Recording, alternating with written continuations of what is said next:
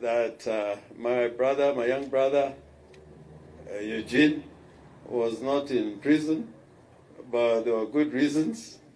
But you talk out there, people knew, just like when Mandela was in prison, that he was the patron and leader of the party. That is not to underrate the work that Wafula Wamnyinyi has done for this great party.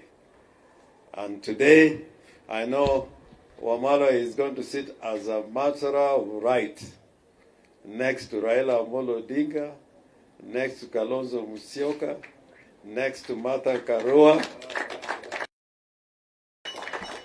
as the leader of a party which is not a small party. It is a big party, actually, in the Republic of Kenya. And my brother, I know you are going to bring a new energy to the party and to the movement, which is in a critical phase in Kenya as a whole. I also want to say that Kwame Nkrumah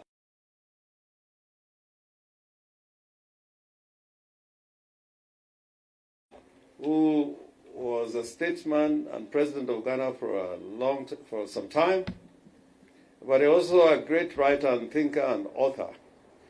And he said that principles are indivisible. They are either wholly kept or wholly sacrificed. And Jefferson, I think Wamala likes quoting Jefferson, your favorite. That on matters of style, you can swim with the current. But on matters of principle, stand firm like a rock. I think DAP, by what you have done in the last few months, I am convinced that this party, that on matters of principle, you will stand and you have stood as firm as a rock. And to your members of parliament, I appreciate you because you're standing firm with the party, and I know the promises of the future will be in your hands. And already those promises are there because he who is with the people is with God. And I know you are the people. We are facing a great challenge in this country. And why I was talking about this question of principle, already you can see that President Ruto, although we don't recognize his legitimacy, although he's sitting in State House, in many ways like the Nationalist Party in South Africa was appointing people and enthroning people like de Klerk to be president of South Africa. De jure, de facto, yes, but on the question of legitimacy, the whole of South Africa did not accept that leadership in South Africa. But I want to say, even as Ruto was saying this morning, that whatever noise we may make does not stop him from performing his duties as president. I want to challenge him that it's part of his duty to know what are the duties and functions of the president of the Republic of Kenya. If he was truly the president of the Republic of Kenya, the first thing that he would do is to defend and protect the Constitution of Kenya as by law established.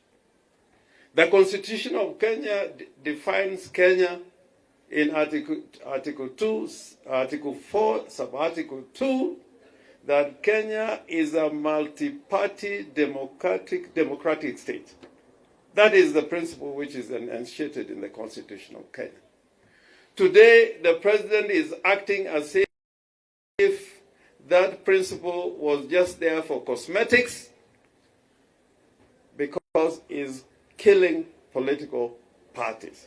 That is the fact of the moment, that President Ruto is killing political parties and is invading every party. I think the DAP has done better than all the parties because, you know, he has even invaded the political party called ODM, where I belong. But I want to encourage you that, and your members of parliament, I want to encourage you. It comes to moments that it does not matter how many members of parliament you have. It doesn't matter.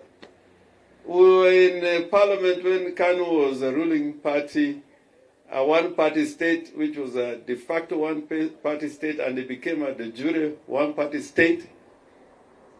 But Kenyans said now the struggle is going to be taken out of parliament. The struggle is going to go to the people.